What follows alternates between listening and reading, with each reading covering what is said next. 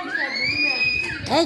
बताओ, क्योंकि मैं भी बहुत ऐसे MNC में वर्क करती हूँ और बहुत लोग मुझे पूछते हैं। जस्ट मैंने लड्डू गोपाल जी को अपने घर पे लेकर आई, शादी में मुझे मम्मी पापा ने दिए थे, तो मेरी सासू माँ उनका बहुत ज़्यादा ख्याल रखती थी। फिर मैं धीरे धीरे उनको देखकर मैं भी भक्ति भाव में आई, तो अब मैं उनको पर्सनली रख रही हूँ और मैं उनकी बहुत सेवा कर रही हूँ अभी।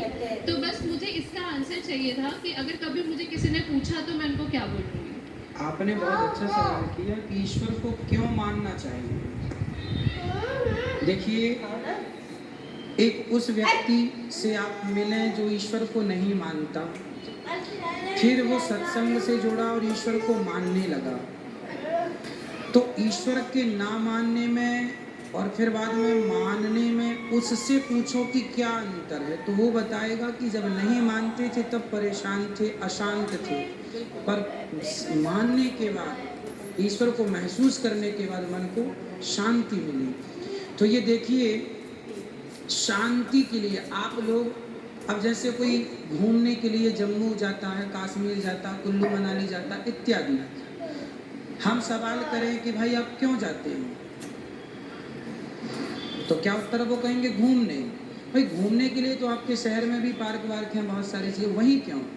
कारण है कि आपका मन कर रहा है वहाँ जाने का, और वहाँ जाने से आपको, आप कभी बचपन में, अब आप तो शहर में पले बढ़े होंगे, गांव का एक आलम होता है, गांव में बैलगाड़ी होती थी पहले हमारे ज़माने में, तो जब बैलगाड़ी जाती थी या ट्रैक्टर जाता था ट्राली के संग, तो हम लोग पीछे लटक जाते थे, है ना, और बहुत दूर तक चले जाते थे संग, बैलगाड़ी के पीछे, ट्राली के पीछे आप कभी लटके बचपन में?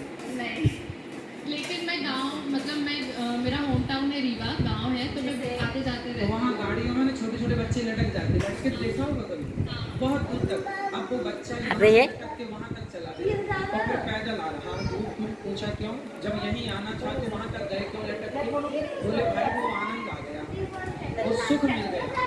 जो सुख उस बच्चे को बैलगाड़ी या ट्राली में लटक के मिला, वो सुख का अनुभव केवल वही कर सकता है, दूसरा नहीं कर सकता। उसी प्रकार ईश्वर को जो मानते हैं, मानने का जो सुख है उसका अनुभव वही कर सकते हैं जो मानते हैं। जो कहते हैं कि मैं क्यों मानूं, तो आप जब मानेंगे तब आपको इसका उत्तर मिल जाएगा, सही बात है ना। अब हम कहें कि मानो मानो, नहीं होता। मैं कहूँ कि इस आदमी से प्यार करो, कहने से तो नहीं होता, प्यार कहने से नहीं होता। उसी प्रकार ईश्वर से प्रेम कहने से नहीं होगा। मैं कहूँगा इसके लिए आपको सत्संग करना पड़ेगा, सत्संग में कोई बात क्लिक कर जाएगी आपके हृदय तक, तो आप फिर मुड़ जाएंगे। तो ईश्वर को इसलिए मानना चाहिए क्योंकि ईश्वर के चरणों में ही शांति सुख है। आप संसार तो घूम के देख ही चुके हैं कितना शांति है, और कथा सुन चुके हैं, और भगवान की भक्ति भी अब आप शुरू किए हैं, तो आप भी इस चीज़ के गवाह हैं कि आपको पहले की लाइफ, प्रेजेंट में आपको क्या अंतर है, पहले और आप में। आज आप ही बताइए, पहले और अब में अंतर है आपको? मुझे बहुत ज़्यादा फर्क लगा, क्योंकि मैं इंटरनली मेरे में बहुत पीस, वो शांति आई हुई है। और यही चीज़ मतलब अभी मैंने और मेरे हस्बैंड जो है, हम दोनों ने साथ में स्टार्ट किया है, तो हम दोनों में बहुत चेंजेस भी आए हैं। और पहले ऐसा है कि बहुत नादानी हो जाती थी, बहुत नादानी में झगड़े करते थे, ऐसे नॉर्मली वो बहुत यही है ईश्वर को मानने और ना मानने का सबसे बड़ा अंतर। आप खुद जान रहे हैं सब्जेक्ट को। जैसे आपने कहा कि बहुत आनंद आता है जब हम लीन हो जाते हैं, तो अभी जस्ट मैं निधि वन से होकर आ रही हूँ, और मुझे वही चीज़ वहाँ पे बहुत अच्छी लगी रहकर। मुझे ऐसा लग रहा था बस मैं रह जाऊँ, बट ऐसा पॉसिबल नहीं है। और हम लोग जब घूम कर आए और डायरेक्ट यहाँ आए, तो मुझे बहुत ज़्यादा अच्छा लगा। तो मैंने सोचा था कि आपसे मैं सवाल ज़रूर करूँगी, और मुझे बहुत अच्छा लगा कि आज मैं आपके सामने हूँ, मेरे पूरे परिवार की तरफ से मैं आपके सामने हूँ। और आप साइंस की स्टूडेंट हैं और साइंस को बहुत करीब से जानते हैं।